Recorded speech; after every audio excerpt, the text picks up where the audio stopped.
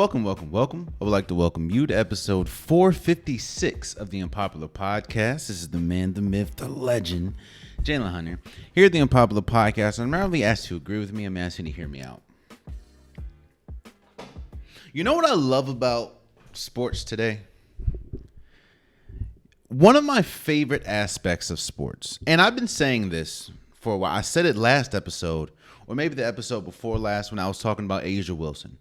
And one thing that I've said is, in my opinion, this is the golden age of sports, meaning you can look at almost every sport and see greatness or see someone that could challenge people's opinion on sports. And that's kind of where I want to start this episode with. One thing that I love about sports is today's athletes, in whatever sport you're talking about, whatever sport you watch, makes you have to second guess old-fashioned biases. And this is what I mean by that. Everyone in this world has an opinion. And I'm not here saying that your opinion is right. I'm not here saying that your opinion is wrong. Let me give you an example.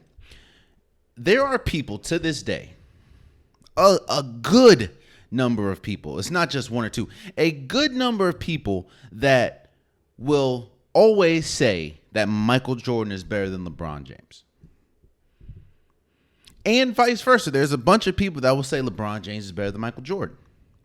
I'm not saying that the people that say Michael Jordan is better than LeBron James, or I'm not saying that the people that say LeBron James is better than Michael Jordan, I'm not saying either side is wrong.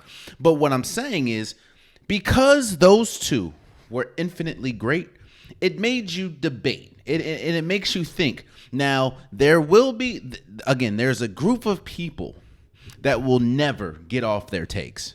And that's okay. Nothing wrong with that. I'm probably in that space with a lot of things. But what today's sports makes you do is it makes you question that. It makes you second guess that. And I think that's the beauty of it, because we're watching something that is so great. We're watching something that is so rare that it has to force you to think. Not saying that you have to change your mind, but it forces you to have to think, all right, let me retake some things. Let me rethink some things. The only thing that I don't like, and I promise you I'm going to get to my first topic in a second, but the only thing that I don't like are for the people that are so rigid in their opinions that they're not even willing to have an argument. They're not even willing to come off of, or the people that say blank is better than blank, blank is the greatest of all time, no conversation. Like, well, hold on. There has to be a conversation, because year after year, day after day, decade after decade, we get more information. Things that people were doing in the 80s and 90s they're not doing today, or they're doing at a better rate today. Which brings me to my first topic. Shohei Ohtani became the first player in MLB history, over 100+ years of MLB, Major League Baseball. Shohei Ohtani, became the first player to get a 50-50. For people that don't know what a 50-50 is, it is 50 home runs and 50 steals. I think as we speak, he's at like 51 steals and like 52 or 53 home runs. The first player ever to do that.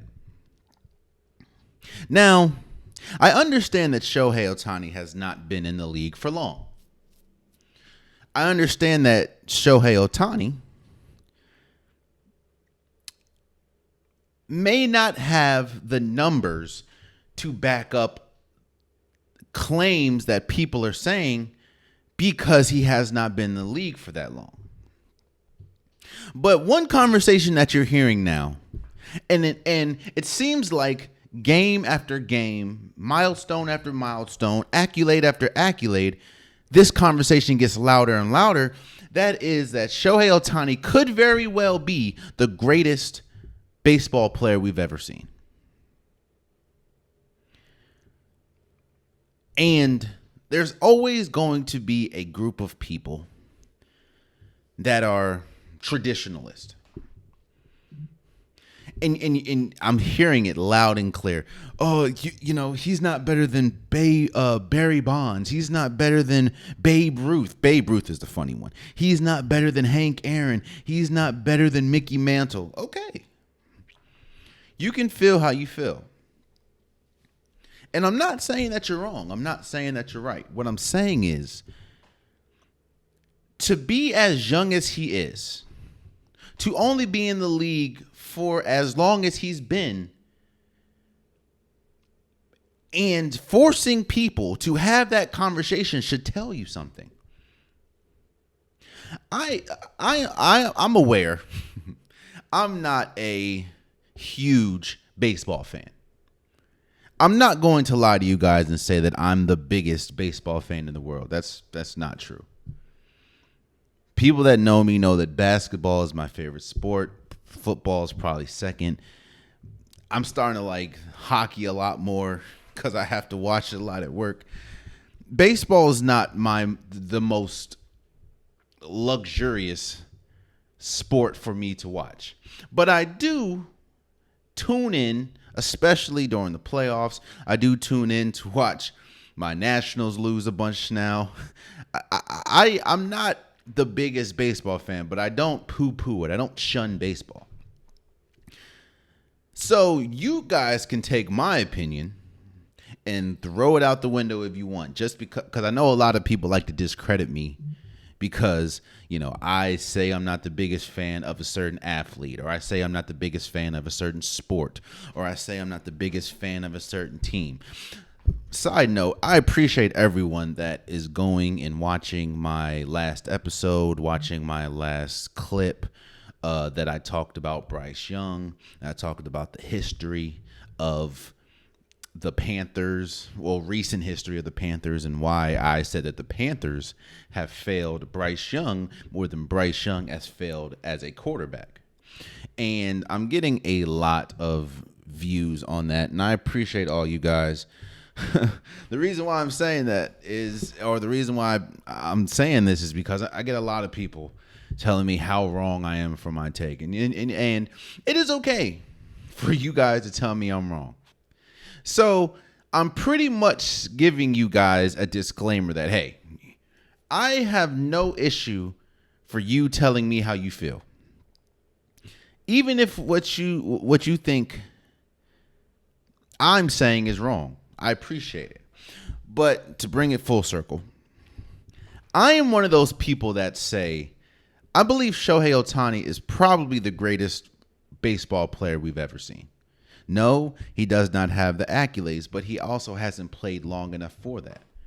But when you include what he does as a pitcher, compared to as well as combining what he does now, I don't know who could be better. Now, I know he's not pitching this year due to the Tommy John surgery, but I don't know who could be better. And the fact that he is the first player ever, mind you, all the names that I just said, Mookie Betts has been great, Ronald Acuna has been great. There are great players in this league right now. On top of the greatness that we've seen throughout MLB history, the fact that he's the first player to have 50 steals and 50 home runs should tell you something. I'm not saying that you should automatically jump on a bandwagon. I'm not saying that just because we're seeing something now, you should essentially change everything that you think about that sport or think about a certain player. I will never say that the people that say LeBron James is better than Michael Jordan is wrong. I will never say the people that say Michael Jordan is better than LeBron James is wrong. I will never say I would never say that the people that think that Tom Brady is better than Patrick Mahomes. I will never say that you're wrong. I will never say you are wrong about your opinion. That's your opinion. Who am I to tell you you're wrong about something? What I do think is wrong is if you're not even willing to have a debate, if you're not even willing to have a conversation about it, if there's no evidence that can be presented to you to change your mind. Shohei Ohtani, game after game after game, continues to show you evidence that at least makes you question, okay, well, I know that there is a overswelling of people that think that this guy could be the greatest. But I'm standing fast on my Babe Ruth take, saying that Babe Ruth's the greatest or saying that Barry Bonds is the greatest. Cool.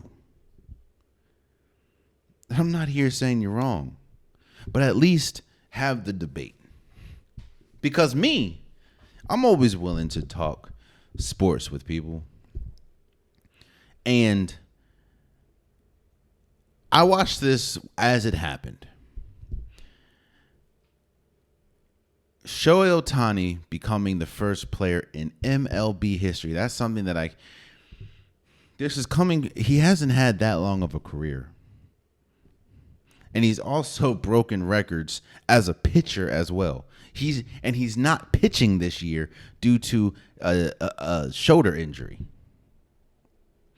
So to already have to alter and change your game due to your body's ailments and still break MLB records, that should tell you something. There's a reason why the Dodgers' chances of making and essentially winning the World Series skyrocketed as soon as they got Shohei Ohtani. I think Shohei Ohtani is the greatest, or he's making a case, kind of like Patrick Mahomes. He's making a case for when it's all said and done, he will be up there and possibly could be the greatest baseball player of all time. And if you don't agree, that's fine. But congratulations to Shohei Ohtani for being the first player in MLB history to record a 50-50. And the crazy thing about that is he recorded a 50-50 that it was the last game against the Marlins. When he left that game, I think it was like 51-53 or 52-53 or something like that. The man also went 6 for 6 at bat, which is also unheard of. We're watching greatness. And the beauty is, man, it's forcing people to have conversation. Like Asia Wilson. It's forcing people to really think, yo, Asia Wilson statistically has had the greatest season in WNBA history. That's not saying that she's the greatest player ever, but it is no question that Asia Wilson had the greatest regular season in WNBA history. And if she goes on to complete the three-peat and the Vegas Aces ultimately win the championship, she will have the greatest season, not just in WNBA history, but her season can be put up there with some of the greatest in sports history. And there are still people that's going to say that she's not dominant. If you think I'm talking about Sheryl Swoopes, no, I'm not. Today's sports makes you have to have the conversation and really makes you have to debate and have to rethink some things. And I think that's just the beauty of it all. So congratulations, Shohei Ohtani, for becoming the first player in MLB history to reach 50-50. Kudos to you, man. Let's move forward to what we saw on Thursday Night Football against the Jets and the Patriots. Essentially, what we're watching with the Jets and the Patriots is two teams that are sort of going in different directions. I've talked ad nauseum about the pressure that is on the Jets this year. Not just because they have a good team, but because there's expectations when you have a player that has reached the mountaintop and you essentially haven't really done it in modern history. The last time the Jets were really good, Mark Sanchez was their quarterback. And when you bring on someone like Aaron Rodgers and you make swooping changes like, offensive personnel, defensive personnel, and you have big names, there is expectation behind that. It would be weird if all the Jets made all these moves and nobody expected anything from the Jets. Because at that point, it's like, what are you really doing it for? I'm not saying that you shouldn't ultimately win and that, winning goes hand in hand with expectations. I'm not saying that. But what I'm saying is going into this season, especially after last season and how Aaron Rodgers' season was essentially over in 4 snaps, there is a lot of pressure on this Jets team. And through now 3 weeks, because as we know, this Thursday night football is essentially the start of a new NFL week. As in 3 weeks, the Jets haven't looked the greatest, which has brought on a bunch of storylines, brought on a bunch of talks. What's going on with the Jets? Is there a disconnect between the players and coaches? Is there a disconnect between the players and Aaron Rodgers? Does Aaron Rodgers, is he a bad teammate? Is he making the environment toxic? Because it's been, for lack of a better term, a circus around the Jets since Aaron Rodgers has arrived. You know that there's going to be story after story about this team. And through they lost week 1 against the 49ers. They beat the Titans week 2, and they beat the Patriots on Thursday Night Football 24-3. Now, you can take this a lot of ways. You can take it as, well, the only team that essentially has high expectations come into the season that they played, the 49ers, they lost. And it wasn't necessarily a beautiful loss. They didn't look that good. The defense looked bad. The offense didn't look connected. It just didn't look good. And the two wins that you have are against teams that there aren't really much expectation for, like the Titans, like the Patriots.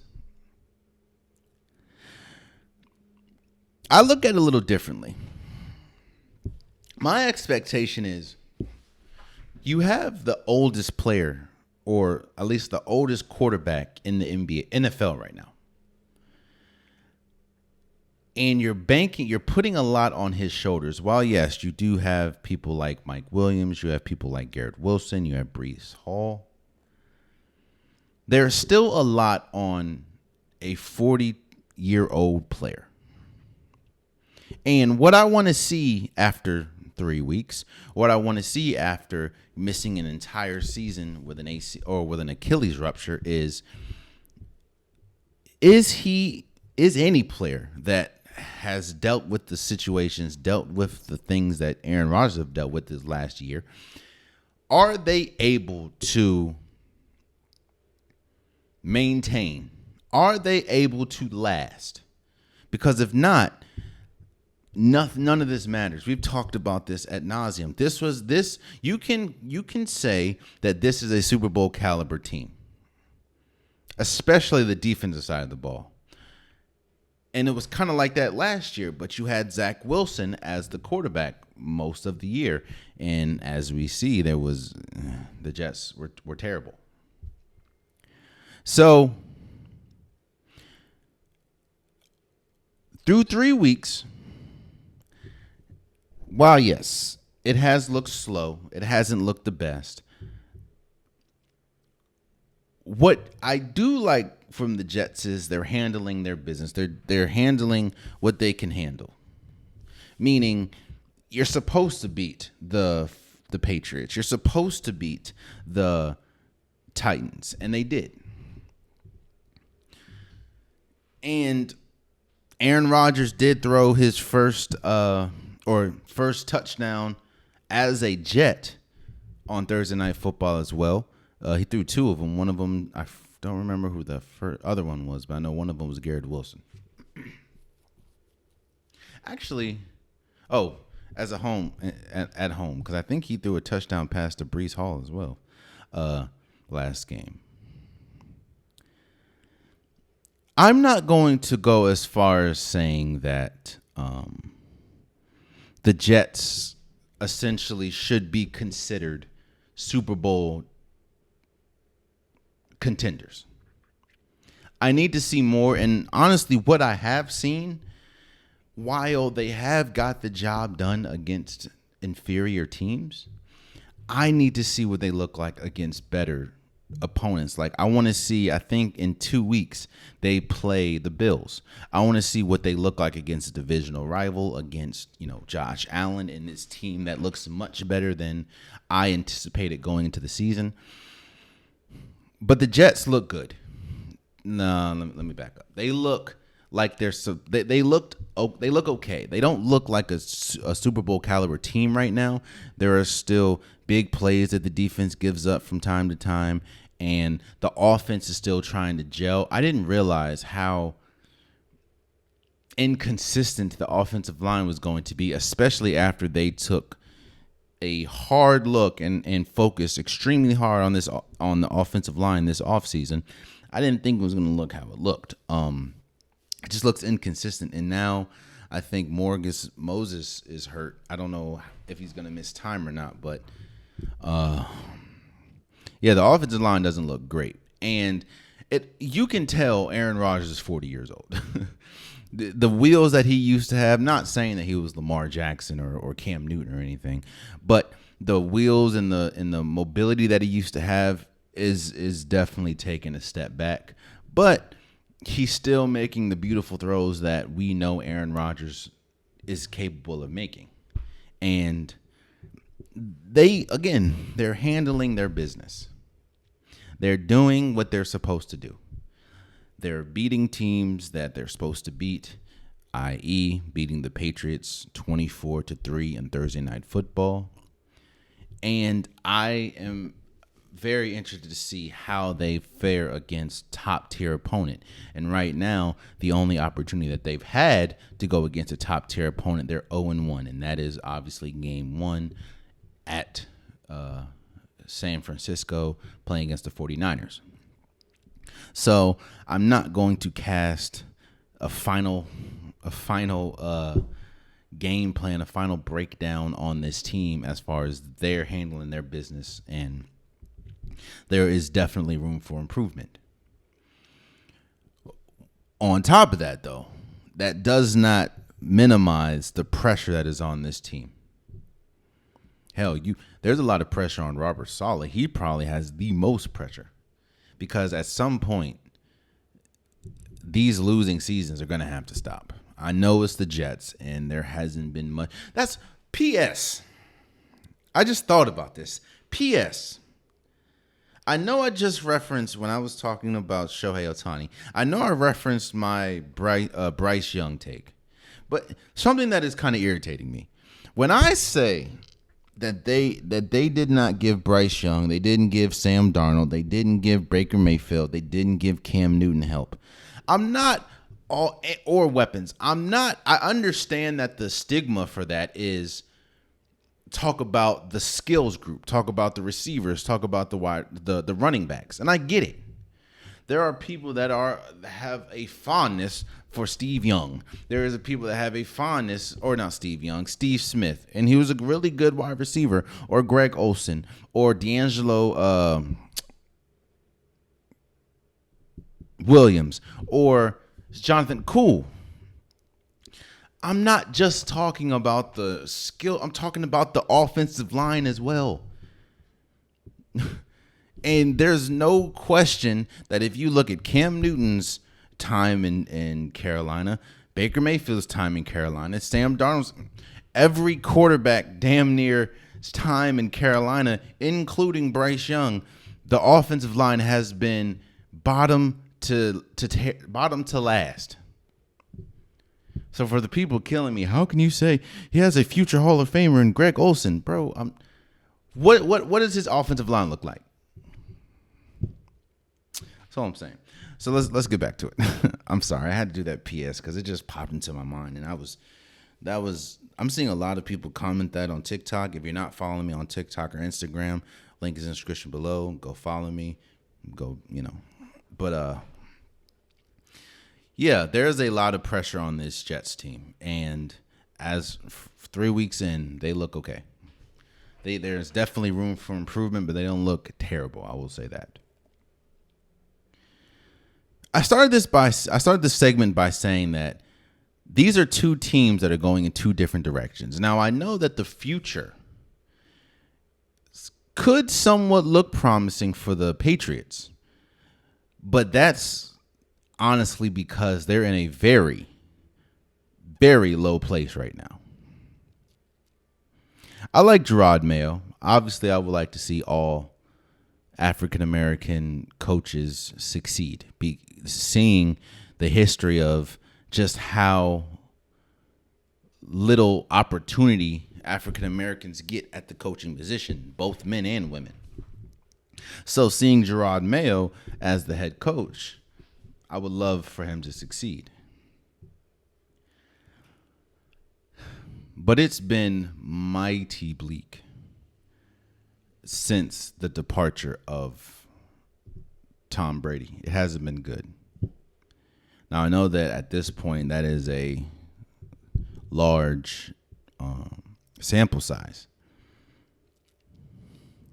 But let's focus on what I've seen these first 3 games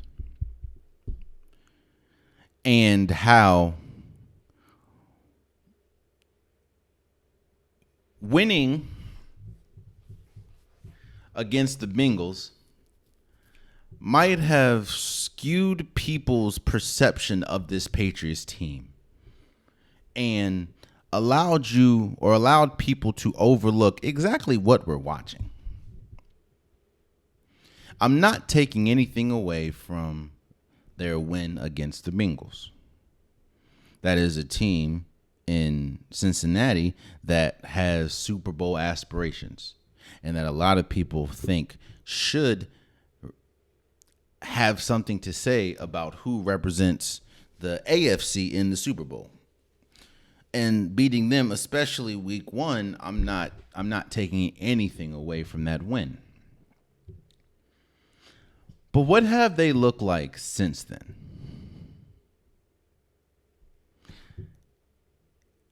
I'm not going to lie. That they may have the worst. I don't know if it's the worst, but they have one of the worst offensive lines in football. If you watch Thursday game against the Jets, Jacoby Brissett had absolutely no time to make any moves, to make any plays, because the offensive line could not defend this defensive front. Now, yes, I understand that the Jets' defensive front is ferocious and you have, incredible names, but there was a point where Jacoby Brissett didn't even have a second before damn near the whole defensive line was in the pocket.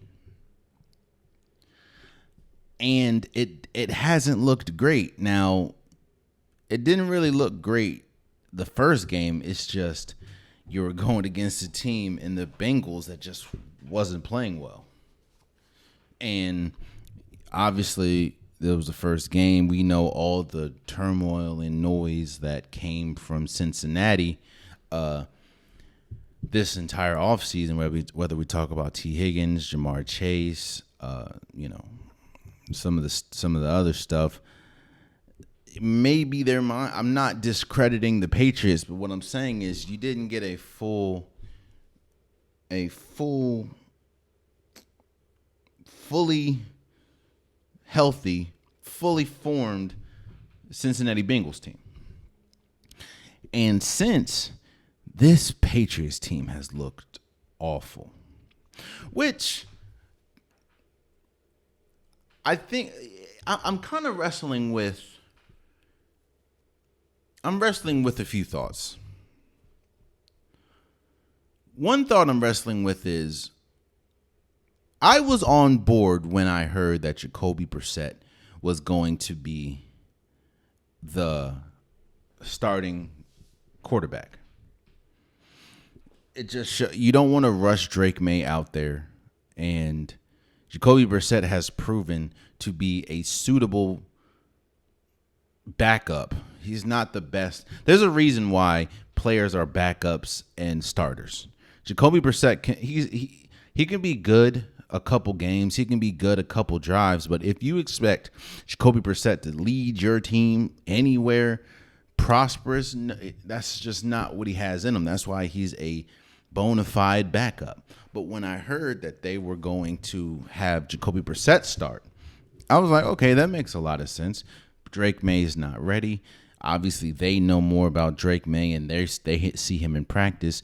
And I did not anticipate, and I don't anticipate Jacoby Brissett being the starting quarterback at the end of the year.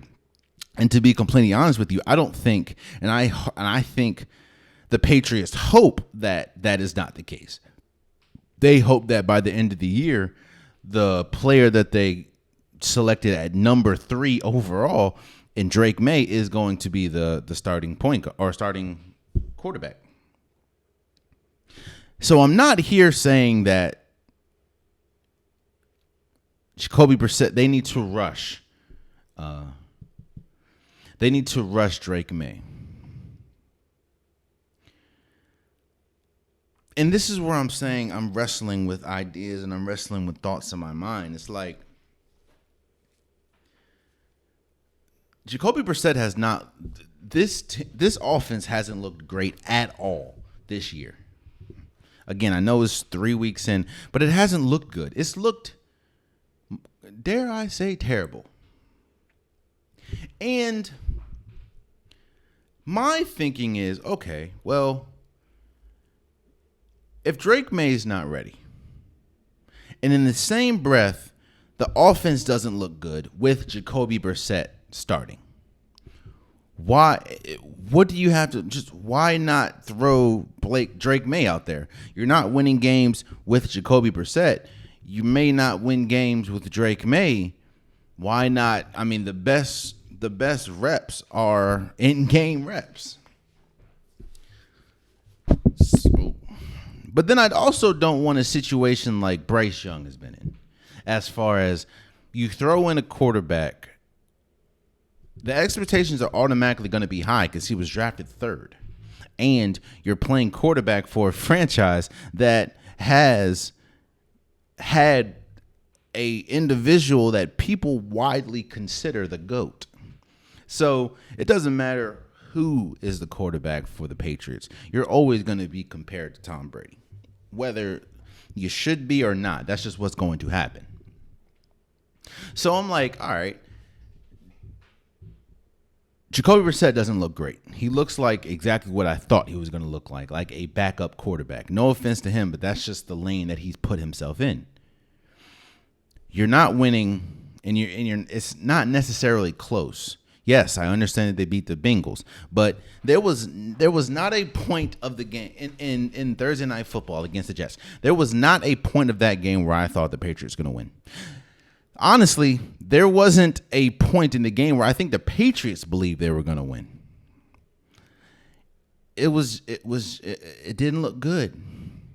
So I'm like, all right, this team does not look good with Jacoby Brissett. I'm sure they probably won't look good with Drake May, but Drake May is getting reps. However, though, this offensive line, I don't know if you want to throw a rookie quarterback that you already don't deem is ready. I don't know if you want to throw him behind that offensive line. Because, boy, when I tell you, that offensive line is scary in all the wrong ways. I don't know, man. I don't know. It's like I want to see Drake May, but I also don't want to see Drake May play behind such a porous offensive line because I don't want him to risk injury. I mean, you saw he played with like 4.5 minutes left, and I think this first drive of the game he was in, this man got blasted. Like he got depleted. So maybe I'm not going to say two different directions. While I do believe that the Jets have what I'll say is these are two teams that have two completely different expectations from this year. And the Jets played like a team that, one, is better than the Patriots, and two, has a future Hall of Fame quarterback. While the Patriots play like a team that it's not good. And while I would love to see that's just what I'm wrestling with in my mind. And while I would love to see Drake May, and it's like if you're not winning with Jacoby Brissett, why not lose with Drake May? But I don't want them to kill his confidence. I don't want him behind that nasty offensive line. So I don't know. Congratulations to the Jets for beating the Patriots 24-3 in Thursday Night Football. Shouts out to you. And like I said, with Thursday Night Football, that is the start of a new NFL week, which means that we are currently in week 3. And what I'm going to do is, like I do every week, every Wednesday, every Saturday, I'm going to give my predictions for Thursday or for the Sunday slates. And this week, I'm going to start with, you have the New York Giants at Cleveland. The Giants, people said that I was overcritical when I said that. I wholeheartedly believed that the Giants, there's a possibility that the Giants can find themselves as being one of the worst teams in football. And through 2 weeks, they have looked all of that. I understand that there was a possibility they could have beat the Commanders last week, but they lost to a Commanders team that did not score a touchdown. And they also have the more experienced quarterback in Daniel Jones. Now, this game, in my opinion, will tell you everything that you need to know about this Cleveland Browns team. You're at home. You're projected as the better team. You're by far the better defense. This is the Deshaun Watson game. I'm not saying that Deshaun Watson needs to be Superman to beat the Giants. What I'm saying is you cannot be the problem on this team, on the Browns team against the Giants. You cannot be outplayed by Daniel Jones. I've said this before, and I will say it again. I can't emphasize to you, and I probably will try to emphasize every single week how important this season for Deshaun Watson is. And I'm not saying you have to win every game. I'm just saying you have to look better week after week after week because the bar has been set so low for you from what we've seen. You need to be better. This is one of these teams where you really get nothing if you win. You don't really get any praise. You don't really get any. Because they're always going to say, well, it's the Giants. This is one of those games where you get absolutely nothing if you win. However, if you lose this game and you are the main reason, boy, oh boy, the perception of you changes drastically because we've seen what this Giants team looks like the first 2 weeks. They lost to Sam Darnold and they lost to Jaden Daniels. Two quarterbacks that Deshaun Watson not only is getting paid more than, but is projected that, and he should be better than. I have the Cleveland Browns winning because I think they're a better team, but and like I said, if they do win and ultimately win handily, which they should with this roster, you're not going to get any praise. I'm not going to say from me, but you're not going to get a lot of talking points from because it's the Giants. But boy, if you lose this game. But I have the Cleveland Browns winning. I think that they're just a better team, and the Giants have looked inept the first 2 weeks. So I have the Cleveland Browns winning. Green Bay at Tennessee. Now, before I saw Malik Willis play, I would have said wholeheartedly that Tennessee is going to win this game. But the Green Bay Packers is a better team, and we've already heard the criticisms. I've had my criticisms of Will Levis and how when everything is going scripted, when he's playing within his boundary, he looks like a good quarterback. The issue is he tries to play out of his boundary a lot more than he plays inside, which causes viral videos like we saw these last 2 weeks with turnovers and stuff. The Green Bay Packers is a good team, and the fact that I know that Jordan Love has returned to practice. I don't know if he's going to play. I very much doubt he's going to play. I think the Green Bay Packers are going to win. They do not need Malik Willis to win them the game. They just don't need you to lose them. There's a very strong difference. And you already has Josh Jacobs, who I think had like 32 carries last week. While Tennessee is a very good defense, I just think the Green Bay Packers is a better team, especially if Malik Willis plays within himself. I have the Green Bay Packers going into Tennessee and beating the Titans. I just think that I think they're a better team. And what I saw last week from Green Bay, they can very well duplicate that against a Tennessee team. And I think that they're going to win. So I have Green Bay winning. Chicago at Indianapolis.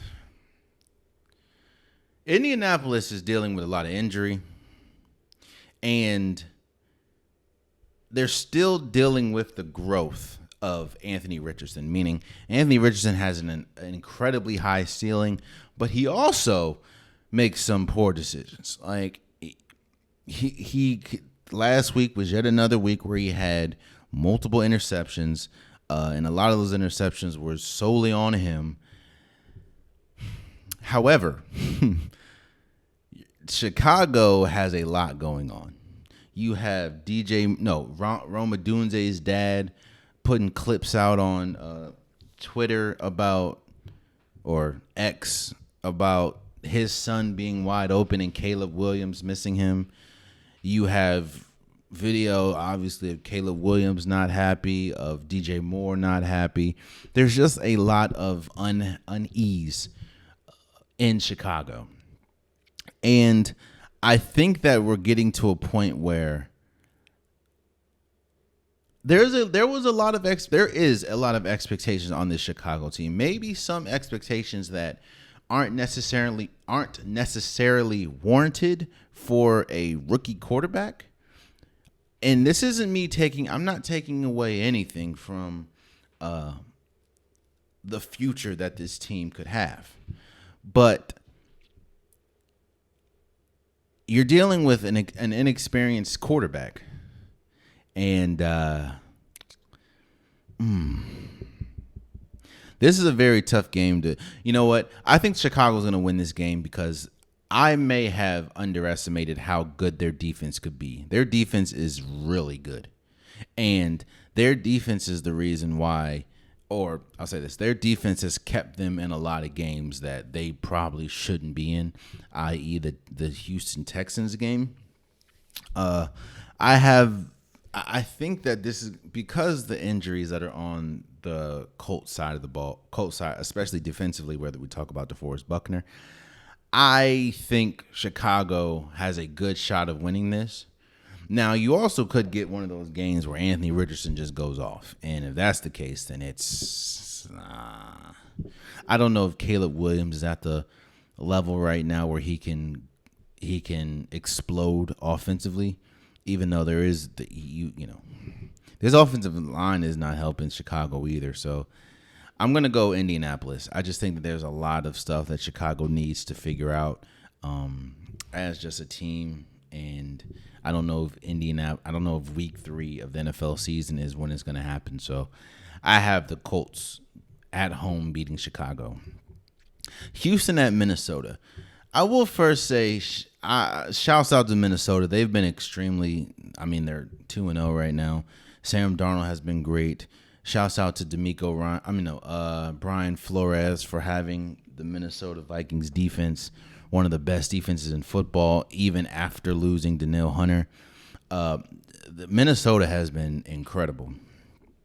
With that being said, though, you're going against a Houston Texans team that it seems like they're getting better week after week after week. They're starting to figure things out week after week. The connection with Stephon Diggs and C.J. Stroud looks strong. Tank and Danielle Hunter is on the Houston Texans, and the Houston Texans defense looks really good too. While Minnesota's defense does look a little bit better, we'll see. I have the Houston Texans winning. It's very hard for me to see how much weapons C.J. Stroud has and how they're getting better weekly. I like what Minnesota's doing. That's probably one of the shocking teams that is 2-0 at this point. But especially seeing as though they played the 49ers last week. But I have the Houston Texans handing Minnesota their first loss. Philadelphia at New Orleans. This game is going to tell a lot about both teams. The questions that we have for Philadelphia right now was last year, especially the ending of last year, was that a fluke when we talk about Philadelphia's defense? The last, 8 to 10 games for Philadelphia, their defense was bottom 5. And, you get Devin White, even though he didn't play last week, or Jalen Carter, he was late or for like a team thing and he got benched.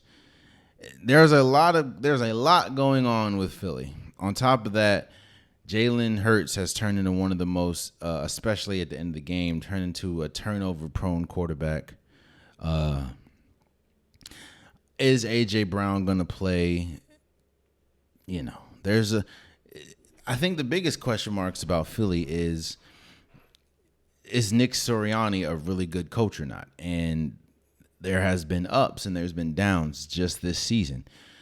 And you're going against a team in the Saints that, in all intents and I just put out a reel about it, and in all intents and purposes, looks like the best team in football. There's how they're playing these first 2 weeks. There is not a hole in this team. Derek Carr has played incredible. Alvin Kamara has played incredible. This team right now looks through 2 weeks unstoppable. I think Derek Carr has scored like every single time he's been on the field. So you're going against a team that has a bunch of question marks and has Super Bowl aspirations, especially after getting Saquon Barkley. You're playing a team that is infinitely on fire right now, and you're going to their home. Because of that, and because I don't trust this Philadelphia defense, nor do I trust their coaching staff in big situations. Shouts out to Darren Orlowski. He did the same thing on Get Up. I think New Orleans is going to beat Philadelphia. I'm not going to say they're going to destroy Philadelphia, but there is a chance that what we saw New Orleans do against the Cowboys, they can very well do against the Philadelphia Eagles. I'm not saying they're going to, but I think New Orleans is going to win. There's a lot on New Orleans' plate too. Like, yeah, they beat the Cowboys, but and while the Cowboys, there's a lot of promise for the regular season, which there have been for last few years since Dak Prescott has been the quarterback. I think there's a lot of question marks on can this New Orleans team beat a championship caliber team? And a lot of people see that in the Philadelphia Eagles. So I think that this is a big game for both teams, but I just think the way the New Orleans have been playing, it's going to be extremely tough for Philadelphia, especially stopping the run. It's going to be tough for Philadelphia to keep up if New Orleans plays. So I have New Orleans winning this game. Now you have the Los Angeles Chargers and the Pittsburgh Steelers.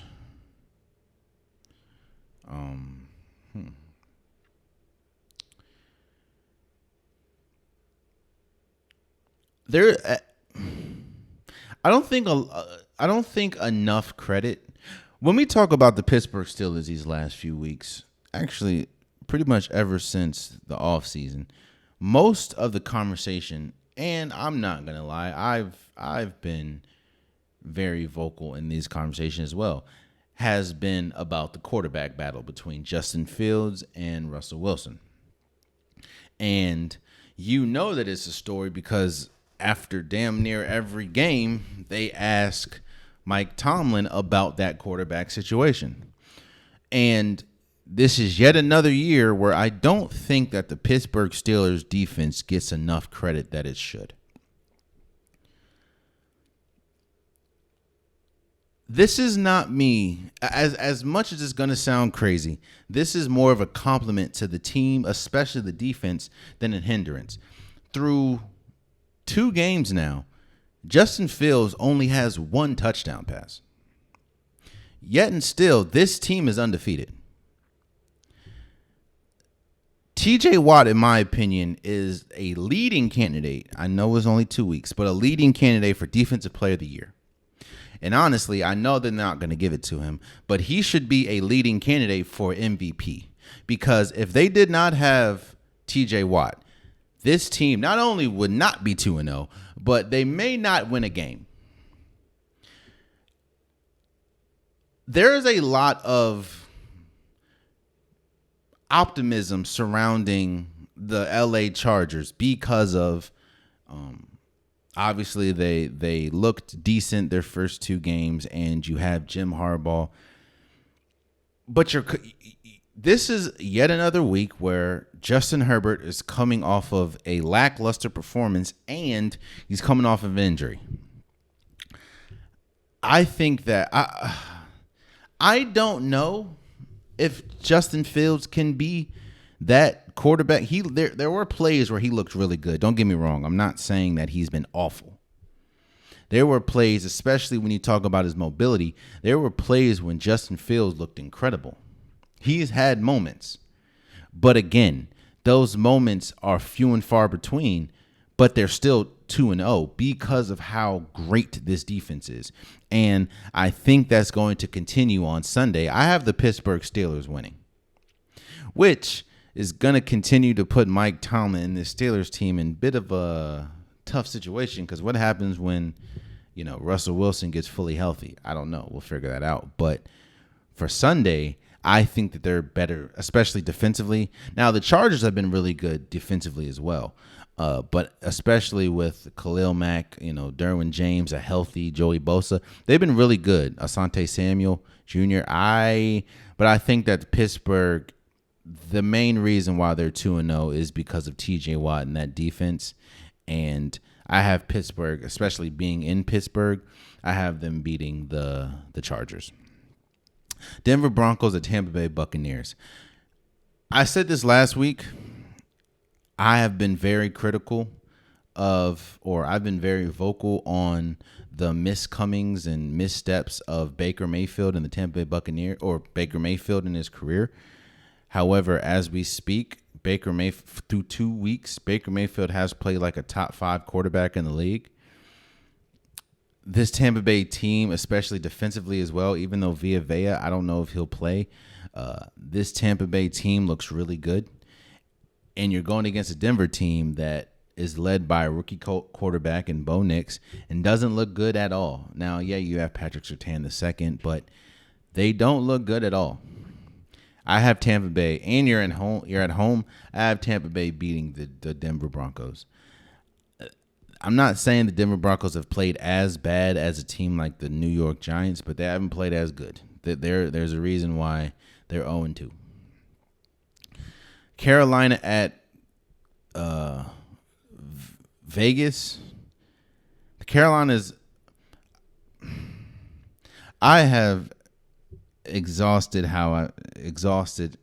all my talking points on Carolina right now, especially with the whole Bryce Young situation. You guys know how I feel about Bryce Young and how Carolina has treated Bryce Young. I think Andy Dalton will be better, but I don't think that he's going to be much better. I have, especially Vegas, coming off a win against Baltimore, a win that they actually should have lost, but shoulda, woulda, coulda. I have Vegas beating the Carolina Panthers. I think there is a lot wrong with the Panthers right now that isn't Bryce Young, and I have Vegas. I have Vegas beating Carolina. You have Miami at Seattle.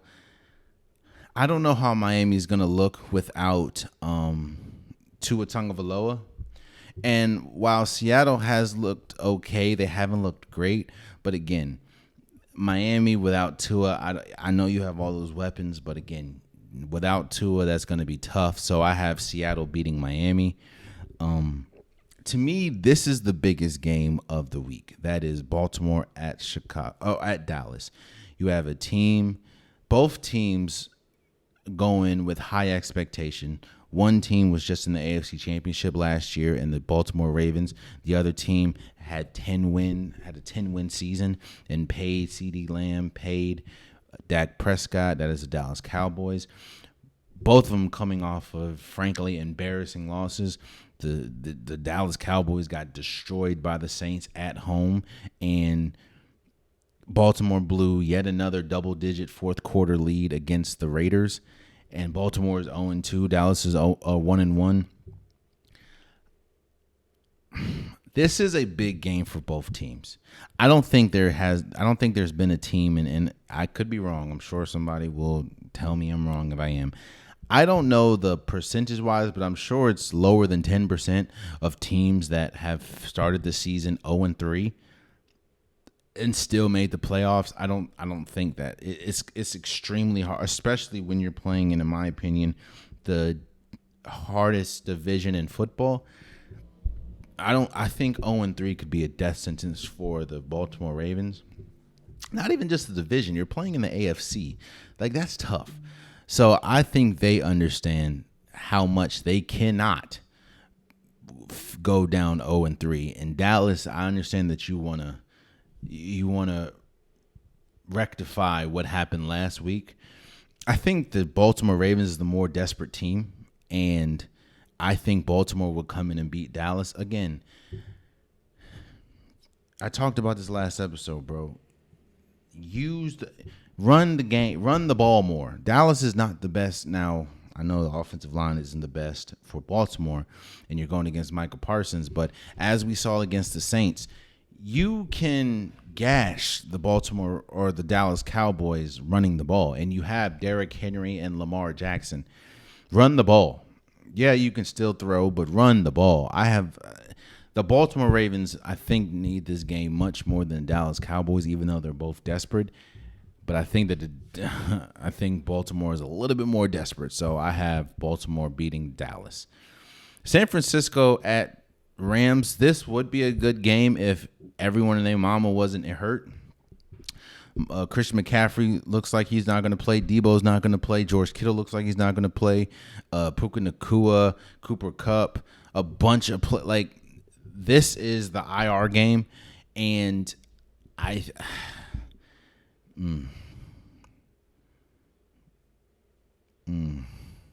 because San Francisco's defense is a little healthier, I'm going to go with San Francisco because Fred Warner's still going to play. Nick Bosa's still going to play. But both teams are extremely hurt. And while I trust Matthew Stafford more than I trust Brock Purdy, I just think the San Francisco defense is probably the most healthiest and best unit between both teams, so I'm gonna go with San Francisco. Detroit at Arizona. Detroit lost last week to the Buccaneers and had over 400 plus yards of offense. They were in the red zone, I think, 7 times and didn't score like at all. Now Arizona, they did get a big win against the Rams, but obviously the Rams were all hurt. I think Detroit is a better team, and I think Detroit lost last week more than the Buccaneers won. So I think Detroit is just going to go in, especially defensively, and shut down Arizona. I have Detroit winning that. Kansas City Chiefs at Atlanta. I think this is a sneaky, really good game, even though I know it's on Sunday Night Football. But I want to see what this Kansas City Chiefs team looks like without Isaiah Pacheco, and who has been turned himself into a very important piece for this offense. I know you did bring in Kareem Hunt, but that's not the Kareem Hunt of old, I'm trying to tell you. And Atlanta, they're coming off a big win against Philadelphia, a win that they probably should have lost, and now you're going against Patrick Mahomes. And one of these games, Travis Kelce is going to have to wake up. And I think that it could be this game. I have the Kansas City Chiefs beating the Atlanta Falcons, even though the Falcons are pretty good. I just think that they're going to win. Then on Monday Night Football, you have a doubleheader. You have Jacksonville at Buffalo, and you have Washington at Cincinnati. For the Jacksonville-Buffalo game, this is yet another. Last week, the first 2 games, Jacksonville essentially beat themselves. And you're going to a Buffalo team that is red hot right now. Josh Allen's playing great. James Cook's playing great. I could say it's going to be a good game, but I don't see it. I think Buffalo is going to win. Buffalo is just a better team to me. And again, Jacksonville keeps making mistake after mistake, and yeah, I don't know about that. So I have Buffalo winning, and Washington at Cincinnati. I think Cincinnati has a lot of things that they need to shore up and they need to button up, but you're going against arguably the worst secondary in football in Washington, and you're going against a rookie quarterback in Jaden Daniels. I think that it could be a really good game. It could also be a bloodbath, and I have Cincinnati winning, but I think Washington can make it a game. I don't know, but I think they can. So that's my week 3 predictions, man. That's what I think we're getting out of week 3. Let me know what you think your favorite team is going to do, what your favorite matchup is going to be on Sunday or on the weekend. Just let me know. Let's move forward. I am excited about the WNBA playoffs, man. They have one thing that I love about the WNBA, and one thing that a lot of people don't give credit for, is a lot of things that the NBA essentially introduces and does, the WNBA has been doing, like the whole in-season tournament was just a Commissioner's Cup, which the WNBA has been doing, and I think that the NBA is going to essentially take what the WNBA is doing with the playoff. I don't know when this is going to happen, but the WNBA, they don't have the WNBA finals can be 2 Western Conference teams, which we've seen. We saw the Connecticut Sun. We saw the Lynx go up against the Sparks, like 2 Western Conference teams. What they do is they just do the top 8 teams and they put them in a bracket. So for the playoffs, you have the New York Liberty going up against the Atlanta Dream first round. You have the Vegas Aces against the Seattle Storm, Minnesota Lynx against the Phoenix Mercury, and Connecticut Sun against the Indiana Fever. Like I think that is what the NBA is going to adopt, because I think you're getting a lot of mismatches that just isn't. It's just not entertaining. And I'm excited, man. There's a lot of storylines in every single matchup. Like Will the New York Liberty win it this year, seeing as though they're the number one overall seed and a lot of people peg them to win? Can the Vegas Aces complete the triple or complete the three-peat? Is this Diana Taurasi's last season? And can the Minnesota Lynx that won the President's Cup, that has Nafisa Collier, can they win?